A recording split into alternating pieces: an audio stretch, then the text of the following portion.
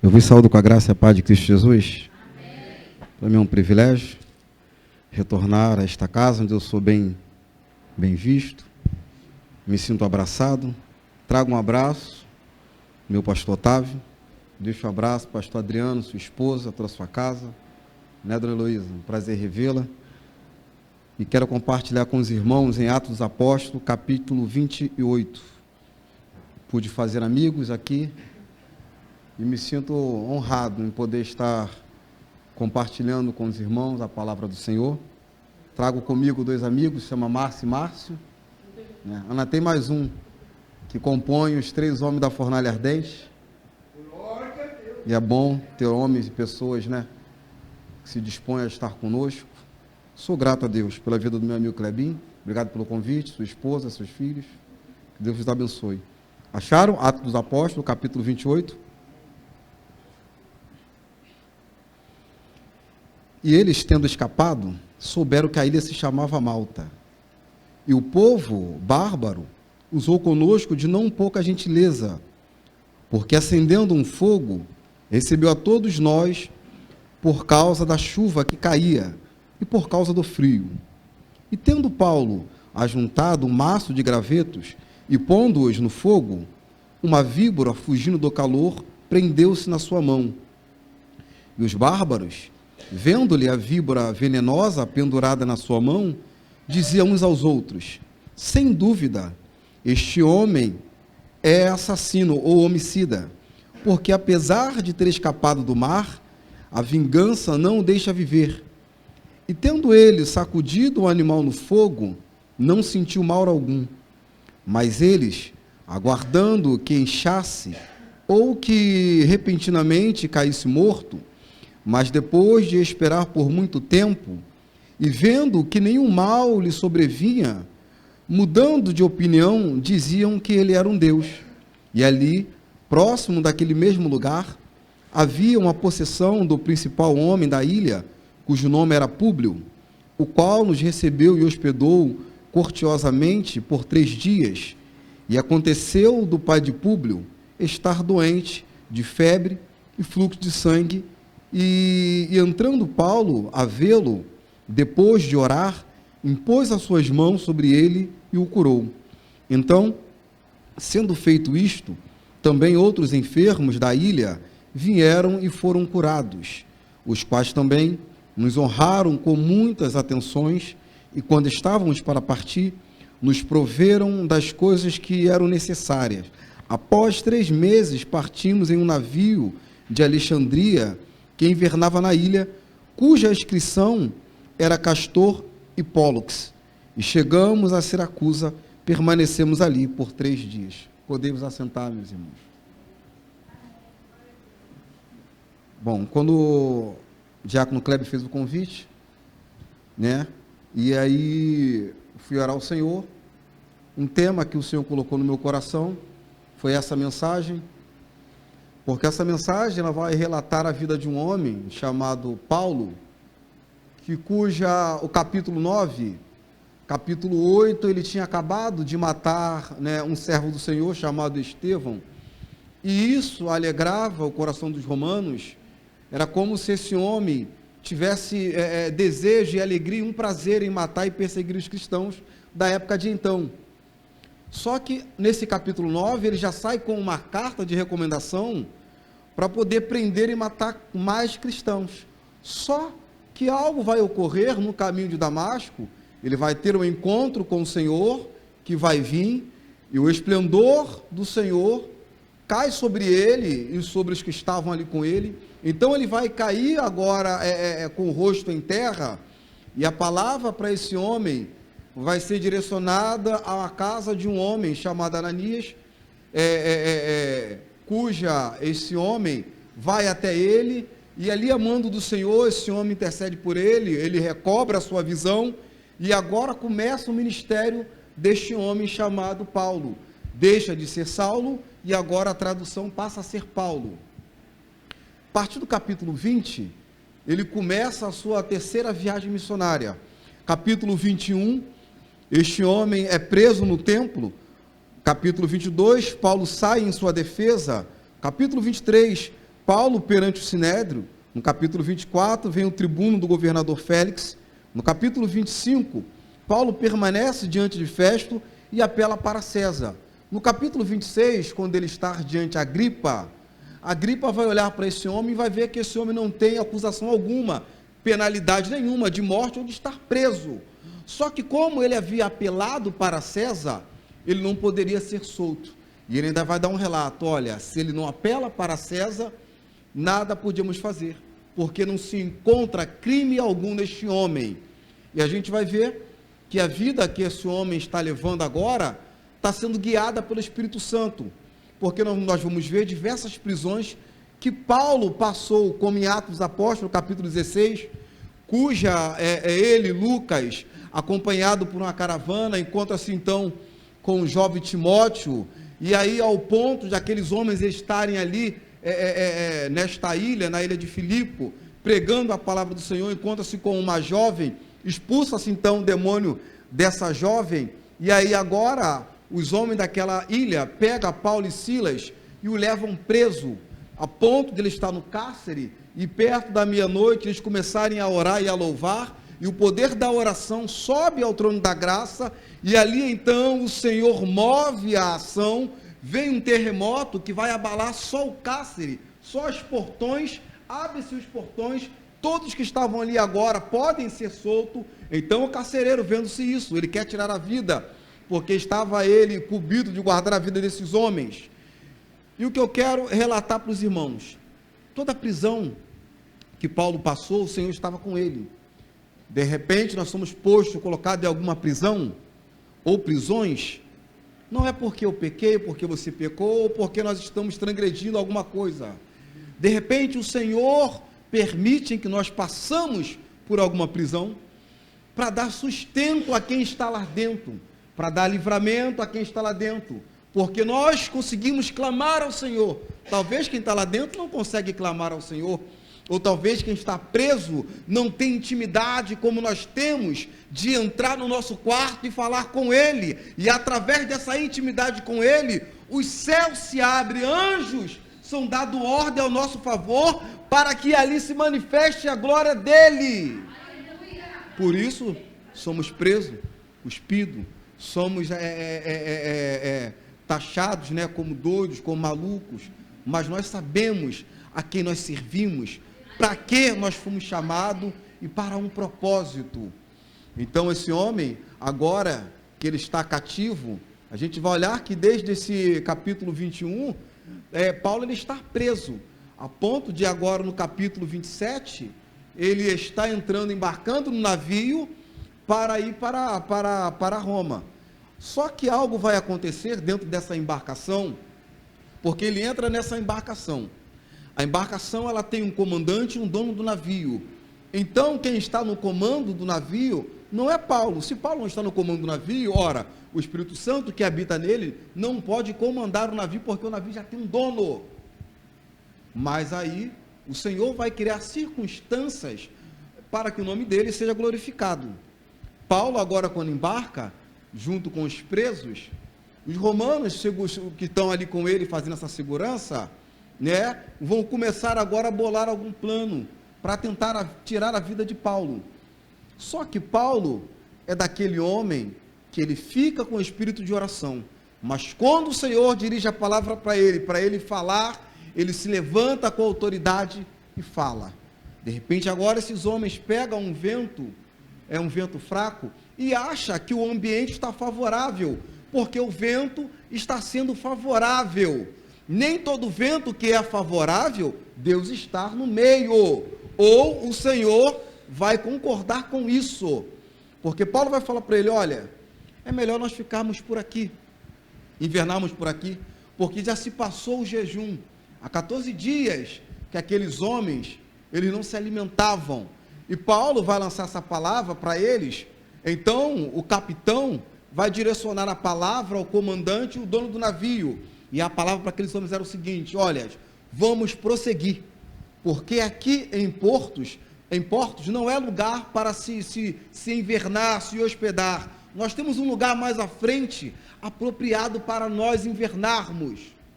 Paulo vai falar, olha, Eu agora fico apreensivo, porque a viagem, ela pode ser longa, dolorida, e a viagem pode ter dano, não só para o navio, como para as nossas vidas. Só que esses homens, eles vão dar mais atenção para o comandante, o dono do navio, do que para o próprio Paulo, porque Paulo era um prisioneiro. Só que Paulo, quem está falando com ele, é aquele homem que ele já tem intimidade com o Senhor, é aquele homem que tem experiência em navegar, porque não é a primeira viagem que Paulo está fazendo. Então Paulo é aquele que sabe o percurso, sabe o momento certo de parar, porque é guiado pelo Espírito Santo.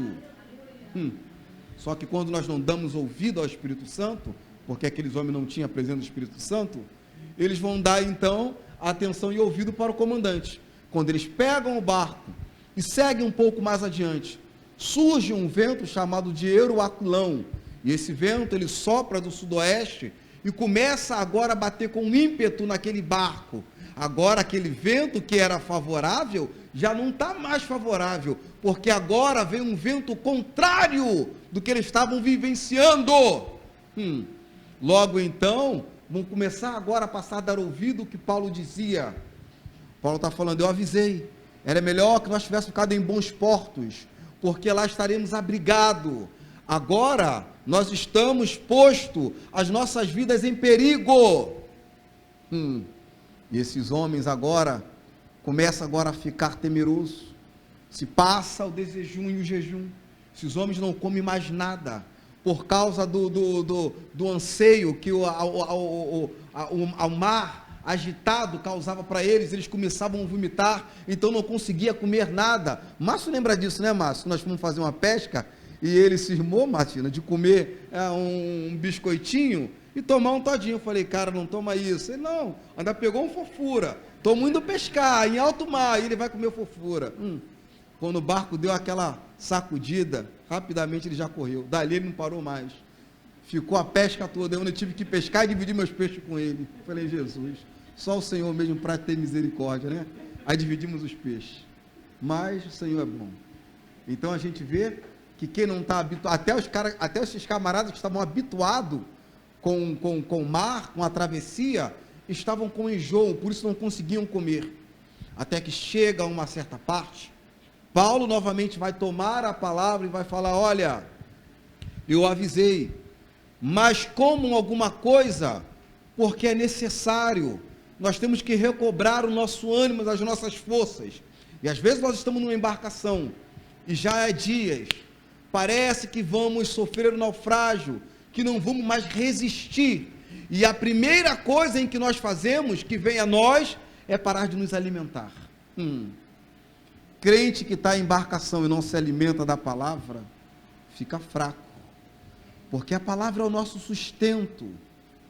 Há crentes que só deixa para ler, para se alimentar dentro da igreja, na hora do devocional. Até tem Bíblia em casa, mas não quer saber de ler. Tem gente que só ora dentro da igreja, até tem um quarto. Mateus recomenda entrar no quarto e falar com o Pai em secreto, mas ele deixa para orar dentro da igreja. Por isso não entende, entra de uma forma e sai da mesma forma, porque não entende que o nosso culto começa em casa. É nos nossos aposentos que nós nos alimentamos, em que nós oramos. Aqui é só o cumprimento do nosso culto que começamos a prestar em casa.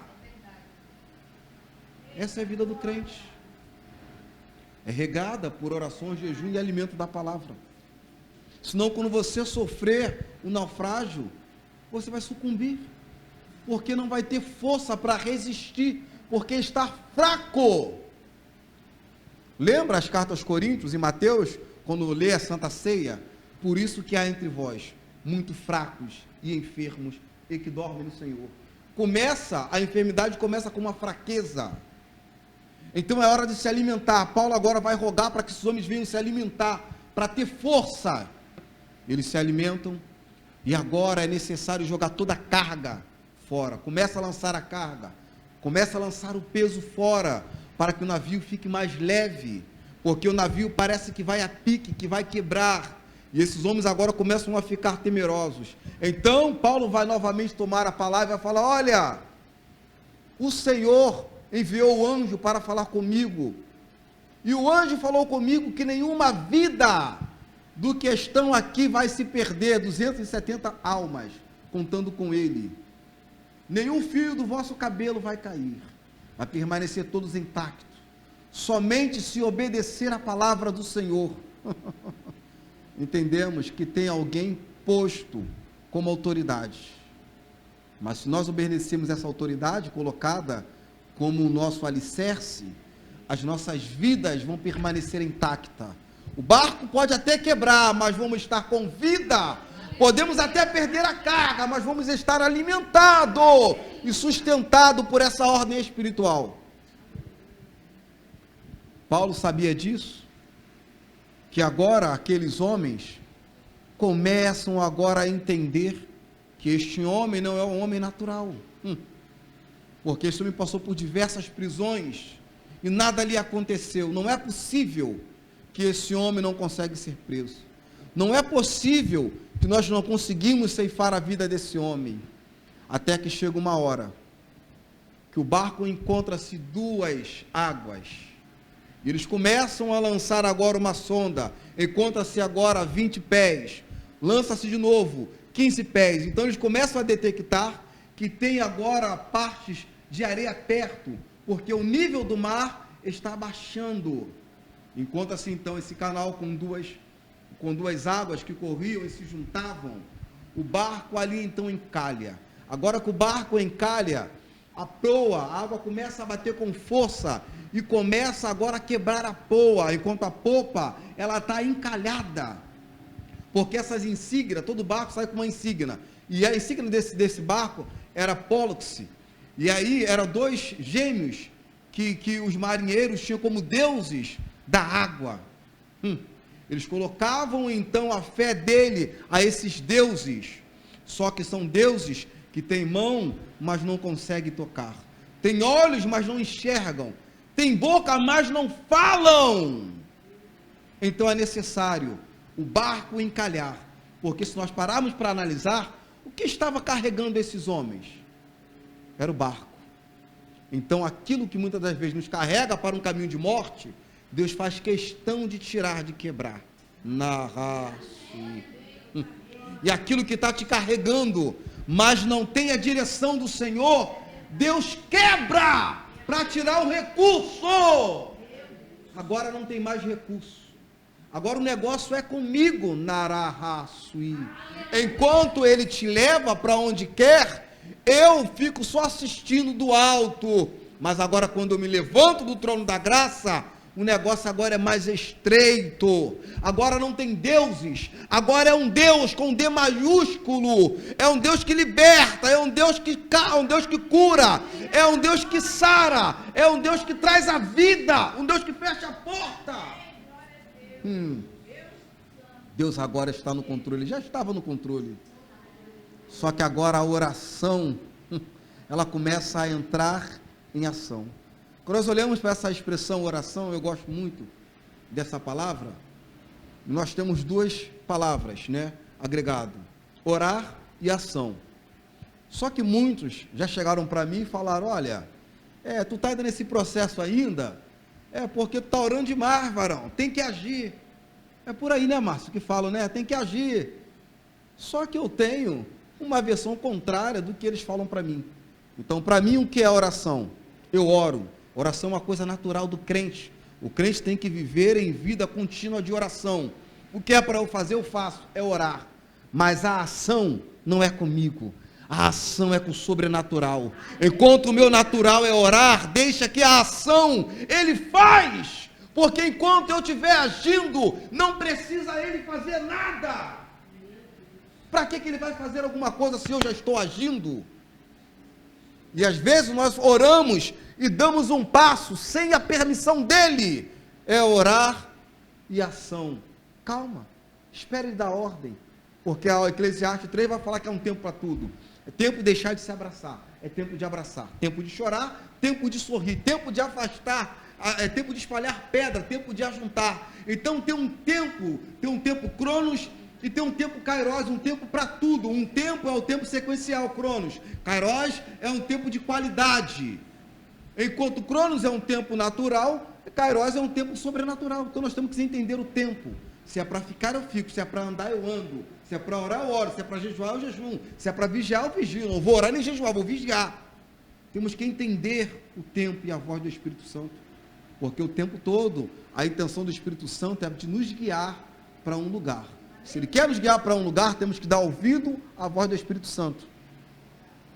Só que esses homens ficam encalhados, eles pegam agora os marinheiros, descem um bote com a intenção de arriar a âncora.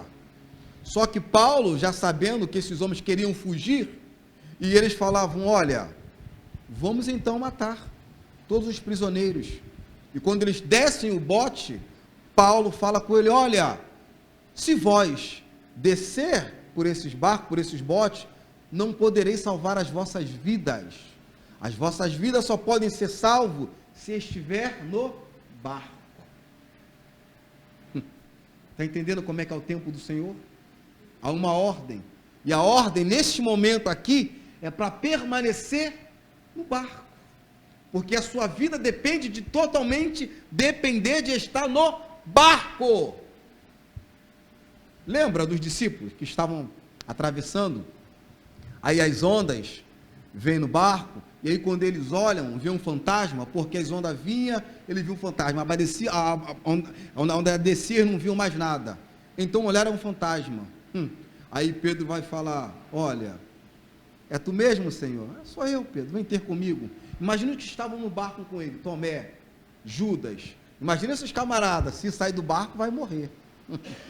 Se sair do barco não vai aguentar. Só que quem deu a ordem para ele sair do barco é Jesus de Nazaré, o homem que estava sobre a água. Vem ter comigo. Pedro sai do barco. De repente, Pedro olha para o vento e para a onda e começa a afundar. Imagina esses caras lá, não falei que era questão de tempo que ia afundar? Não falei que era só sair do barco, questão de tempo? Só que então Cristo abaixa-se e ergue, cumpre o que diz lá em Isaías: se passarem pelo fogo, não te queimará. Se passares pelas águas, não irá submergir, porque eu estou contigo, eu te sustento. Calma, Pedro, tenha fé.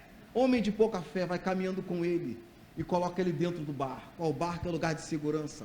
Fica dentro do barco. Eu estou convosco, estou no controle de tudo. Então esses homens entenderam que aquele homem tinha poder sobre o vento e até mesmo sobre o mar. Então a ordem para esses homens é ficar no barco. Arreia-se agora os botes, eles cortam as cordas. Agora não tem mais botes, não tem mais para onde fugir. Agora o navio está encalhado. E quando o navio está encalhado, agora surge uma nova ordem. Só que a ordem não é do Paulo, agora a ordem é do comandante, que vai falar: olha, aqueles que sabem nadar vão a nado, porque queriam matar Paulo e os prisioneiros. Então o capitão não deixou, falou: não posso permitir que matem esse homem, porque a minha vida depende dele estar vivo. Se é ele quem está conduzindo a minha vida, não posso tirar a vida dele. Quem sabe nadar, pula e nada. Agora quem não sabe nadar, se agarra nos destroços do navio, num pedaço de madeira na polpa. Então eu vim entender que coisa linda que Deus está fazendo. Os que sabem nadar, vai nadando com a força do próprio braço. Mas aquele que não sabe, Márcio, tem que segurar na madeira. A madeira é mesmo aquela do Calvário. Ei, se nós estivermos agarrados à madeira, não iremos morrer, não iremos afundar, porque a madeira, enquanto o pecado nos joga para baixo, a madeira nos joga para cima. A mesma madeira em que o nosso Cristo foi crucificado. A ponto de Romanos 8 relatar: não há nenhuma condenação para os que estão em Cristo Jesus. Necessário estar nele agarrado com a madeira. Ele é a madeira, Ramarrasui. Ele é o nosso bote, o nosso salva-vidas. Alaitio, se agarra a ele. Agarra com força, não solte. Ainda que o barco quebrou, ele sabe que o barco quebrou foi com permissão dele, Ramasso. Mas se apegue a essa madeira, Naramão. Esses homens então chegam lá na Itália, descobrem que o nome dessa ilha é chamada Ilha de Malta.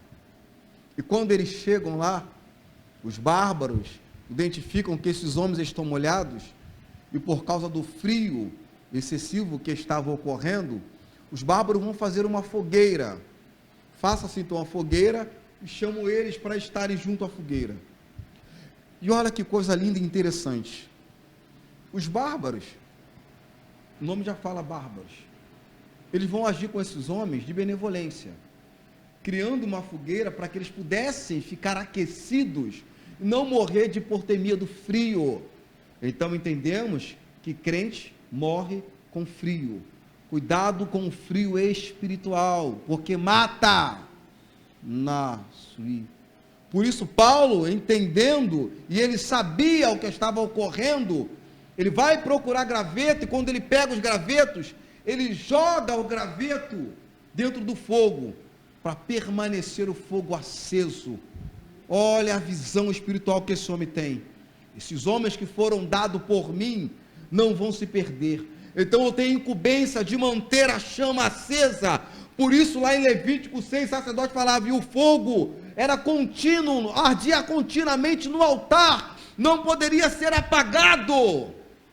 Então era necessário, em turno de sacerdote, cada um no seu turno levava a lenha, levava o azeite, colocava nessa lamparina, para que o altar pudesse ter fogo. Eu acho engraçado alguns jargões que crentes usam por aí, que ele fala, olha, fulano foi lá, o fogo desceu, tacou fogo em tudo, beleza, tacou fogo em tudo, mas alguém vai ter que apagar esse fogo. São jargões que usam por aí, só que nós não conseguimos trazer fogo para o altar. Tem gente que acha que consegue trazer fogo para o altar. Lembra de Ofni e Finéias? Fogo estranho, porque é fogo produzido por homem. Fogo que é produzido por homem é fogo estranho. E o Senhor mata. Homem não consegue produzir fogo. Quem produz fogo é o Senhor. A prova disso é que quando o profeta Elias, ele vai confrontar os 400 de Baal, os 450 de Azera, os profetas de Baal e de Azera começam a se mutilar, levanta-se o altar, faz as suas oferendas para os deuses dele, e aí o profeta fala, cadê o teu Deus? Deve estar dormindo, ou foi almoçar, deve estar descansando ou viajando, e eles começam agora a se mutilar, a se cortar, e nada de o Deus dele responder, porque o Deus que respondesse com fogo, esse era Deus sobre Israel, sobre a face da terra. Só que agora é a hora do profeta. O profeta, ele vai erguer o altar. Só que antes de ele erguer o altar, ele fala, não posso eu entregar a minha oferta ao Senhor, erguer um altar, fazer a minha oferta a ele com o altar quebrado. Então ele vai pegar 12 pedras, simbolizando as 12 tribos de Israel, e vai restaurar o que estava quebrado. Talvez, de repente, o Senhor não te respondeu ainda, porque tem alguma parte do seu altar que está quebrado. É necessário que faça uma reparação no altar. Altar quebrado, Deus não responde. O altar tem que estar intacto, como uma aliança. Porque quando nós quebramos a aliança, Deus é aquele que refaz a aliança. Molha-se então o altar. Joga agora a água no rego. E se nós pararmos para analisar isso, aquela época, que era tempo de calor, era tão fácil o sol chegar e queimar o graveto. Como Moisés que passou e a sarça pegava fogo, aquilo era normal, por causa do calor da época de então. A sarça pegava fogo, só que aquela sarça, ela não se consumia. Então isso chamou a atenção de Moisés. Essa não está se consumindo, tem algo ali, porque era o Senhor que era a chama, ele era o fogo, ele não consumiu aquela sarça, o próprio Deus. Agora que o rego está molhado, ele vai orar e fala, Senhor, o altar já está reparado, responde agora ao teu servo com a oração, traga fogo sobre o altar. E quem traz o fogo? Deus. Então a prova disso é que o homem não consegue produzir fogo, mas é de nossa incumbência fazer com que o fogo no altar permaneça aceso. Já que Deus acendeu o altar e tem fogo no altar e no arraial, temos que pegar palha, Ramão, show. É o meu sacrifício diário, Lara, Raçui, porque vai entrar alguém com frio, Ramão, show. E se o altar estiver com fogo apagado, como vai ser? Halagaçui. Talvez o Senhor tenha enviado pessoas frias para estar ao seu lado, para que você seja o protetor e guardador, levando lenha. Senhor, está aqui a lenha, Naramancho. São orações, Xalaraçui. São ofertas, Xeremancho. Para que o fogo permaneça aceso. Senhor, já acaba entrando num tema escatológico. A gente lembra das 10 virgens. Vamos analisar esse texto, as 10 virgens. Eram quantas virgens? 10. Quantas estavam caminhando juntas? 10. Quantas pararam? 10. Não é? As 10? Até aí tranquilo? Quantas dormiram? 5. As 10 dormiram. O texto relata que todas as 10 dormiram. Quantas ouviram? Aí vem o esposo. Todas as 10. Todas as 10 estavam dormindo. Todas as 10 ouviram, aí vem um esposo. E quantas tinham azeite? Todas as 10 tinham azeite. A Bíblia vai falar, e as sábias prudentes trouxeram consigo azeite reserva. E as loucas, identificando que era pouco o seu azeite, recorreram às prudentes. Dá um pouco do vosso azeite, porque as nossas lamparinas estão se apagando. Se estão se apagando é porque tem azeite, é pouco. Crente não pode andar com pouco azeite, vai apagar a chama. E diante ao que vem de comprai-o, ela sai correndo, porque era necessária a lamparina, porque não tinha luz produzida como hoje, elétrica, então era lampião. Eles tinham que fazer azeite consigo, porque não sabia o percurso, não sabia que horas o noivo ia vir, não sabia ao certo por onde, mas aí vinha um alarido, aí vinha um noivo, vinha se tocando, então ele identificava, o noivo está chegando, a festa já está pronta, a noiva já está arrumada. Mas as virgens têm que estar prontas, porque como foi falado com a Jéssica, não vai dar tempo. Porque quando elas vão comprar, e quando elas voltam, ela bate na porta. As 5 que levaram azeite consigo, sobressalente, entraram. E elas, que foram comprar azeite, ficaram de fora das bodas, porque não deu tempo. Deixa Deus produzir o fogo, mas seja incumbido de permanecer com óleo ou com lenha, para que a chama não se apague. Agora sim conseguimos entender por que a víbora vai morder logo Paulo. Está explicado. Agora entendemos. Poderia ter mordido qualquer um daqueles, mas ela foi morder logo aquele que está trabalhando para que o altar esteja com fogo. Está vendo por que a víbora te persegue tanto?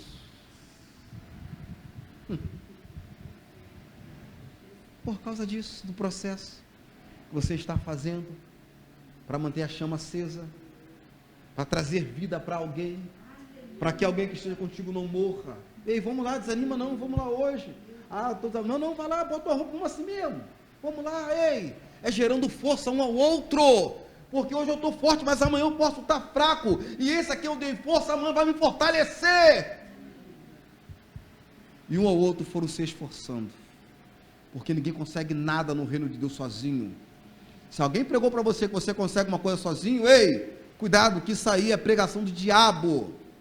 Você não consegue. Por isso o Senhor coloca pessoas para estar conosco, para nos dar sustentabilidade, nos dar força, gerar em nós o que nós não temos a condição no momento de gerar ainda. Vê quem está doente, fraco em casa. consegue fazer alguma coisa, nem comida quer fazer. É necessário comprar ou pedir para alguém fazer uma sopinha. Faz uma sopinha para mim. Por quê? Porque não tem força. Só que a víbora, esse animal é tão sagaz, como diz lá em Gênesis, e quando fala da sagacidade da serpente, não é algo ruim, é algo bom, porque é um adjetivo de qualidade dela. Porque quando Deus fala que a serpente era sagaz, é antes da queda. Se é antes da queda, tudo que Deus fez foi bom, perfeito e agradável. Concordam? Então era algo bom, porque foi antes da queda.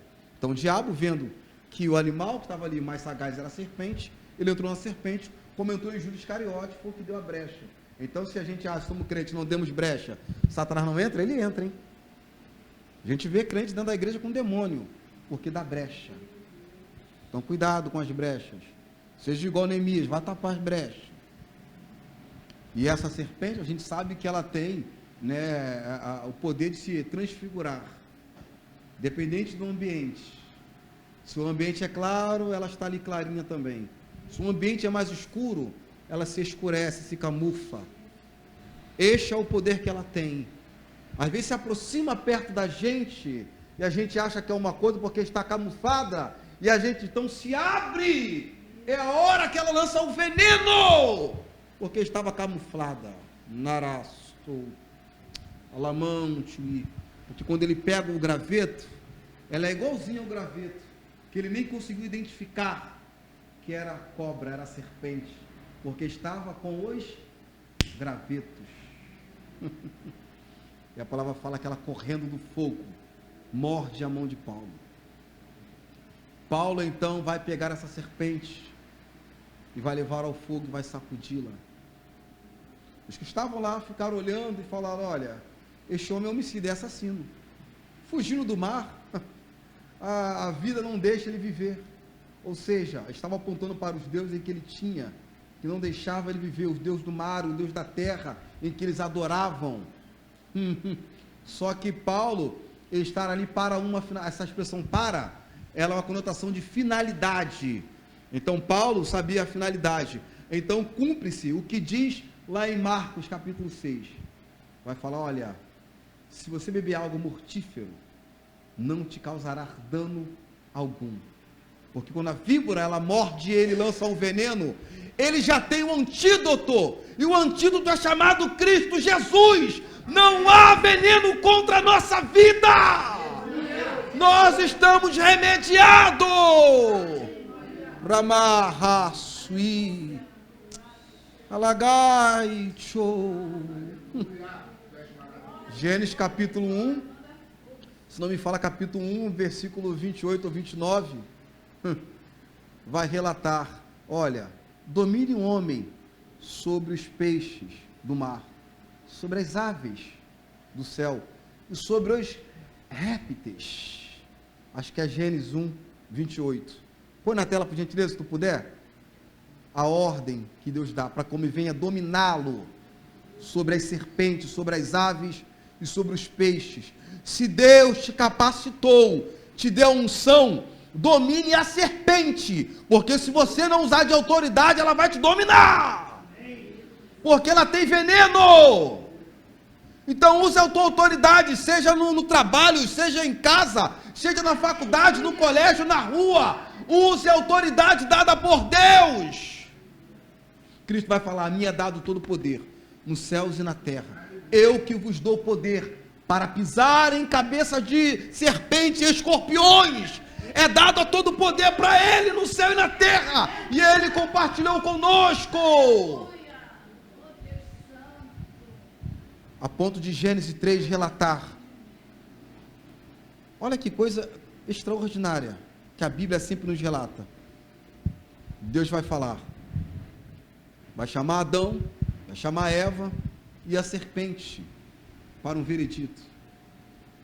Aí Adão fala: olha, a mulher que tu me deu, Senhor. É, Adão? Então beleza, fica aí. E tu, Eva? Senhor, a serpente, me persuadiu, me iludiu, me seduziu, e eu comi e partilhei com meu esposo. Só que ele não ouve a serpente. A serpente, ele já vai dar o veredito para ela: Adão, tu vai trabalhar com o suor, agora tu vai comer. Você, mulher, Com dores terá filhos, dará luz. E você, serpente, um filho de uma mulher nascerá, e este pisará a tua cabeça, e tu lhe morderá o teu calcanhar. Aí quando olhamos o que ocorre lá em Lucas 23, lá no Gólgota, Gólgota significa caveira, ali Cristo está fincado na caveira, e a caveira morde o calcanhar dele com os pregos. Está dessa forma, se cumpre o que diz em Gênesis. Até então que Coríntios vai relatar: onde está a morte o teu aguilhão? Onde está o inferno, a tua vitória? Tragada foi a morte, Narahassuí. Nós somos vitoriosos por este homem que pisou a cabeça da serpente para nos dar vitória, nos libertar de toda a maldição, de todo o mal. Então a gente vê como a serpente age, se camufla. Estava nesse graveto, apanhou a mão de Paulo, porque Paulo estava trabalhando na obra, para que aquele local, os que estavam com ele, 275 almas, pudessem estar aquecidos e vivos, para não morrer por causa do frio. E esses homens agora esperando, a Bíblia fala que eles estão esperando ele inchar. É o veneno que a serpente tem, ela te faz inchar. E quantos na igreja nós vemos, né, Simão? Que estão inchados, mas estão vazios, porque já foram envenenados por serpente. Se nós pegarmos dois galões de ferro, enche um com água e deixa o outro sem, você que toca percussão sabe muito bem, se bater naquele que está vazio, faz muito ou pouco barulho? Muito. E se bater no cheio, faz muito ou pouco barulho? Então o que está vazio sempre faz muito barulho, e o que está cheio não faz barulho. Estão vendo pessoas que estão na igreja engodados, envenenados, só fazem barulho, mas estão vazios, esperando ele morrer. Ainda existem pessoas assim, que está ali contigo, até colocou fogueira lá para tu se aquecer, para falar que não fez nada, vai, fica aí, mas fica esperando morrer. Só que esse homem não morre. Aí então vão ter que mudar de parecer. Esses homens começam a mudar de parecer. Esse homem só pode ser um Deus. Eles vão agora falar que Paulo era homicida, agora muda o seu parecer, dizendo ele só pode ser um Deus. Nasci. Agora eles entenderam que Paulo não era homem natural, era sobrenatural, porque estava sendo guiado pelo Espírito Santo. Ah, Paulo, que o Senhor me passou, né? E a gente acha ainda que estão passando muita coisa. Olha quantas prisões, quantas calúnias. Isso tudo por causa de uma palavra que Deus deu no capítulo 9 de Atos. Anias, vai. Senhor, ele é homicida. E aqui, em Roma, onde ele tem poder sobre os maiorais, Senhor, eu não vou lá não.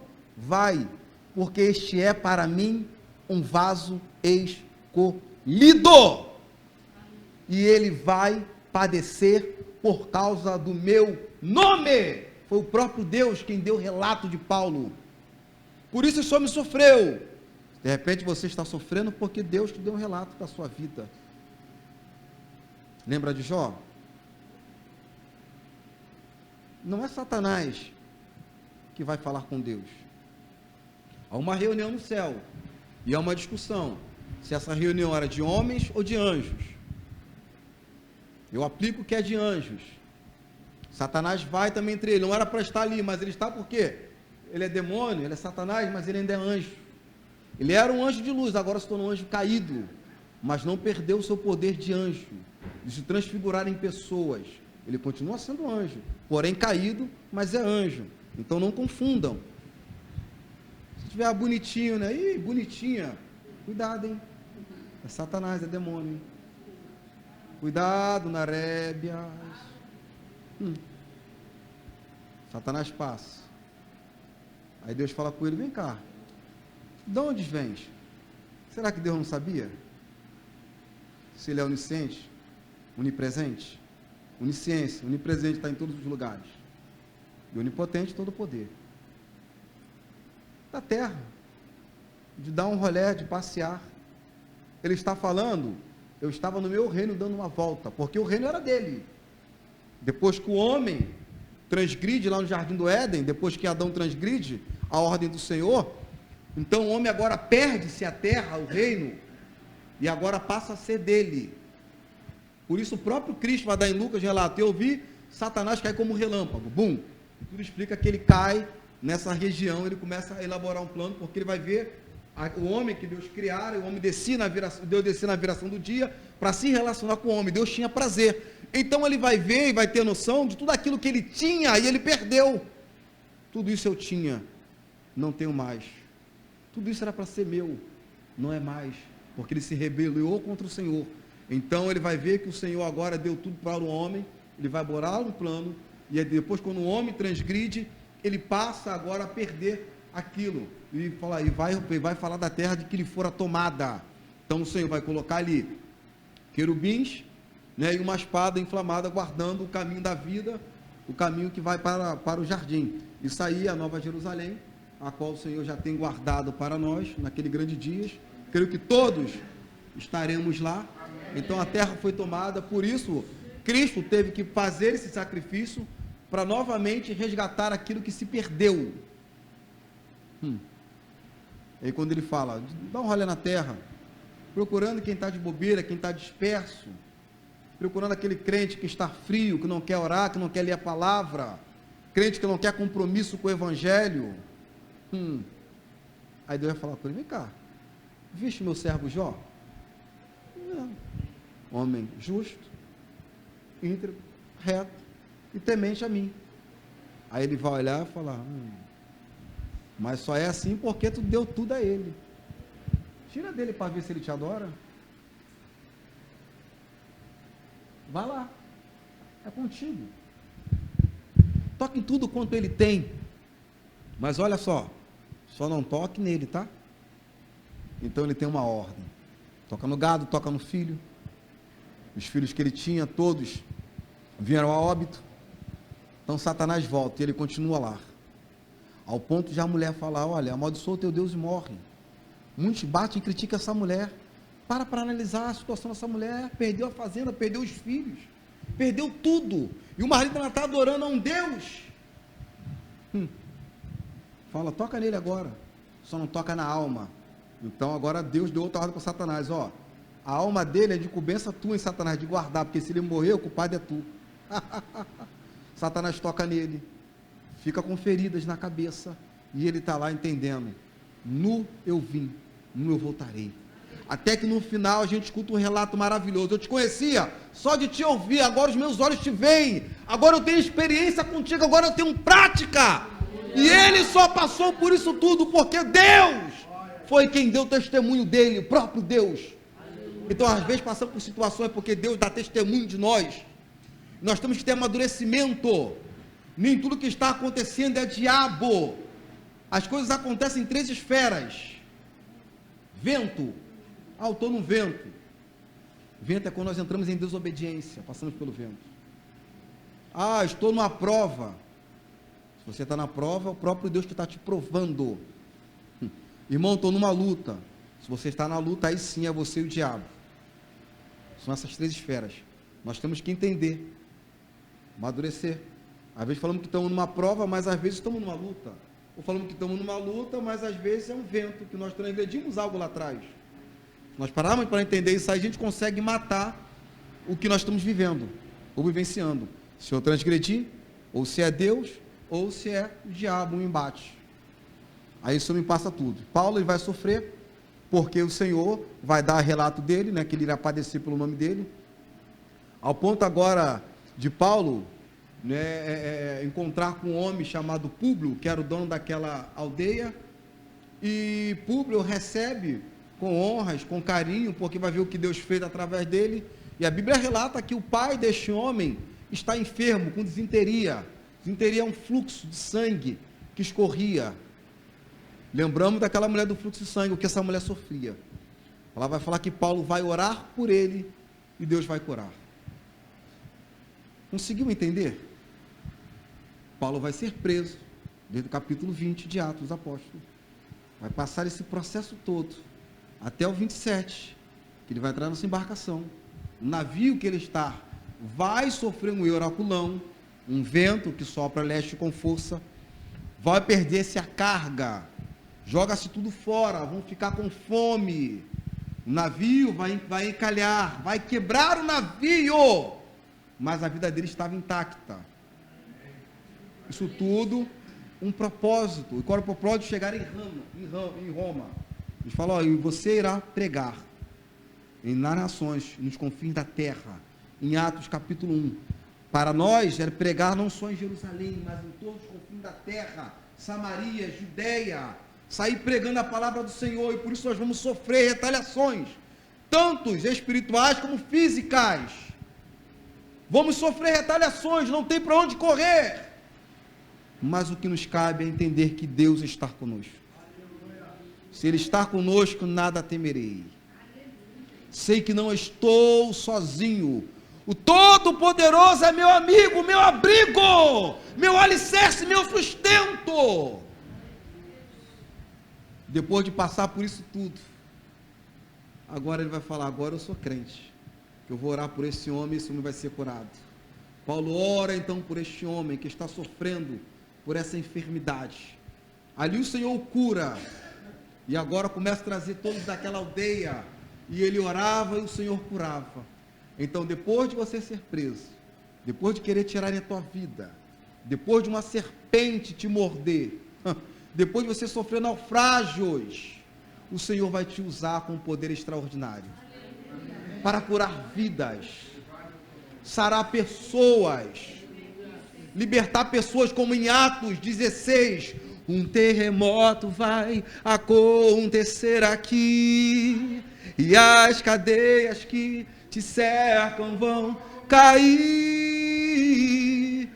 Um terremoto vai acontecer, o inimigo vai ceder, porque não há barreiras onde há adoração. É a oração, é o poder, é a ação, é a intimidade com Ele, é o anelo, a autoridade sobre a nossa vida, a unção que nós temos. Vamos começar agora o sobrenatural. É orando, pessoas sendo libertas, demônios sendo expelidos, Naraçuí. Se vocês creres, milagres maiores do que Ele fez na terra, nós iremos fazer. A palavra foi Ele quem lançou sobre as nossas vidas. E por que nós não temos autoridade para curar? Porque não vemos coxo mais andar? Porque não vemos cego mais enxergar? Será que Deus mudou? Será que Deus deixou de curar? Ou será que esse negócio era só com Paulo? A ponto de a Bíblia mesmo relatar que Pedro, na sombra, curava o lenço. Não é um mistério assim? E por que não conosco? É a hora de nós começarmos a falar: o Senhor, faz novamente o que o Senhor fizera no passado. Começa comigo. Começa a libertar na minha casa, Senhor. Toca nos filhos, quando estiver dormindo. Toca no marido, toca na mulher, Senhor, liberta. Deus, envia o teu anjo. No colégio, Senhor, olha aí, ó. Olha a afronta. Narahasui. Senhor, eu não estou conseguindo entender a matéria. Me dá sabedoria, me dá inteligência. Preciso passar nessa faculdade, nesse concurso, Ramancho. Começar a sobreviver. Temos que deixar de sobreviver e começar a viver. Porque tem gente que quando está sobrevivendo, tá bom. Não, estou sobrevivendo, tá bom. Não tá bom! Deus não quer que você sobreviva. Deus quer que você viva! É diferente sobreviver e viver. Tá bom. É igual Ezequiel 47. O convite do anjo, lembra dessa conversa? Lembra dessa conversa? O anjo vem, 1000 côvados, água no joelho. Vem mais 1000, água no joelho. Vem mais 1000, água no lombo. São níveis de oração e nível de crente. A água está no joelho, a água está aqui, tá bom. Vem para cá, não tá bom aqui. Já falei 2 línguas estranhas, tá bom pra caramba. Já falei um aleluia, tá bom. Já deu uma rodada, teve um movimentar, tá bom. Não tá bom, Deus está te chamando para a profundeza. Vida com Deus não é no raso, é no profundo. A vida no Evangelho é profundidade.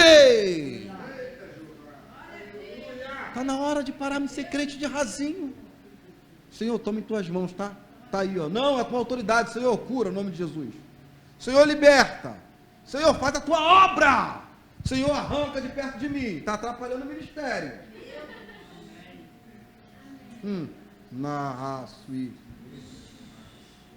Vai começar a viver sobrenatural com Deus. Se você tem passado provas, essas provas é para te amadurecer. Porque se fosse para morrer, você já tinha morrido há muito tempo. Conseguiu sobreviver até agora, está na hora de viver. Para quê então? Tem um propósito para isso. Tem uma finalidade. Só vive o processo, só vive, né, o propósito quem aguenta ou suporta o processo. O filhão está lá, né? Magrinho. Mas tem que passar pelo processo. Para alcançar o propósito. Amém? Amém. Fiquem de pé. Posso orar, Kleber? Quando nós olhamos esse capítulo 28 de Atos dos Apóstolos, eu acho que é no verso 30. Acho que é o verso 30 ou 28. E a gente não consegue entender isso. Vamos ver a vida de Paulo. Paulo vai conseguir ir diante de Roma, diante de César. Vai ganhar autorização para pegar a palavra do Senhor. Só que Paulo ainda termina a sua carreira sendo preso. Paulo termina sendo preso. E olha, se pasme, depois de tudo que só me passou e vivenciou na mão do Senhor, ele não tem casa própria. Pode ler a palavra. Às 28 ou 30. Ele está na casa de aluguel. Casa alugada. Deixa eu ver se é isso mesmo. Ó. E Paulo ficou 2 anos inteiros na sua própria habitação, que alugara, e recebia todos quanto vinham. Tinha autorização para pregar a palavra do Senhor, ir e vir. Se fosse um tempo de hoje, estaria com uma tornozeleira. Estava ainda cativo e morando de aluguel. E a gente acha que evangelho, Deus vai me dar casamento, Deus vai me dar um carro no ano, e Deus vai me dar uma casa. Porque eu não quero apartamento, eu gosto de casa, eu gosto de fazer bagunça, amém. Deus pode dar? Dá. Dá se Ele quiser, não necessariamente. Porque evangelho com Deus nunca foi essa maravilha que pregam por aí. Bem que Deus vai fazer isso, vai fazer aquilo. Não, não. Evangelho com Deus é padecer pelo nome dEle. Primeiro tem que padecer, tem que sofrer por Ele. Porque sofreu por nós na cruz do Calvário. Aí sim, depois que Ele tirar, limpar todo, Ele vai te dar. Lembra do povo? Tinha cordonice, padeiro de manhã. Só que o povo sentia saudade dos alhos do deserto e das cebolas do deserto. O povo estava livre, mas com a mente presa. Então, para que Deus iria colocar esse povo num lugar de alto destaque? Iriam se perder, iriam voltar a adorar outros deuses. Então é necessário primeiro limpar o coração e a mente, lapidar todo, depois Ele dá. Amém?